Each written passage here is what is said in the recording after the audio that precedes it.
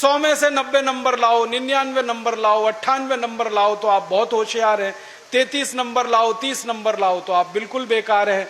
Newton को तो जिंदगी में कभी भी 30 से ज्यादा नंबर आए नहीं, बेकार है न्यूटन, वो तो सारी दुनिया में पूजा जाता है।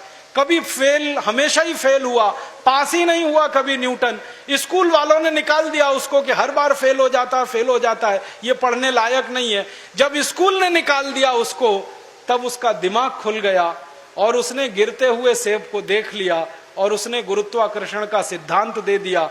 जो आदमी स्कूल में फेल हो गया था, अब सारी दुनिया उस पर पीएचडी करती है और उसके गुणगान करती है। माने फेल और पास होने से किसी व्यक्ति के जीवन का कोई लेना देना नहीं। आप आइंस्टाइन की अगर कहानी पढ़ोगे तो आइंस्टाइन तो 9 कक्षा के आगे पढ़ नहीं पाया कभी, निकाल दिया स्कूल ने उसको, क्योंकि वो कुछ और सोचता रहता था। स्कूल ने निकाल दिया और निकालने के बाद सारी दुनिया में E=mc² का जो सिद्धांत दे दिया, सारी दुनिया उसका गुणगान करती है और एक ऐसे आदमी को पूछती है जो स्कूल में 9 क्लास के आगे बढ़ा ही नहीं। मतलब मैं कहना चाहता हूं, 9 पढ़ जाए, 10 पढ़ जाए, 12 पढ़ जाए, 16 पढ़ जाए, इससे कुछ लेना देना नहीं। ज्ञान जो है ना, डिग्रियों से नहीं तौला जाता है। ज्ञान अलग चीज है, डिग्रियां बिल्कुल अलग चीज है। मैं तो इसी देश की कहानी देखता हूं। धीरूभाई अंबानी 9 क्लास फेल हो गया, पेट्रोल पंप पे नौकरी करना शुरू किया और रिलायंस नाम का एक एम्पायर खड़ा कर दिया जो सारी दुनिया में 4.5 लाख करोड़ का है। 9 क्लास फेल आदमी 4.5 लाख करोड़ का एम्पायर खड़ा करके छोड़ गया। इसका माने ज्ञान का डिग्री से कोई संबंध नहीं है।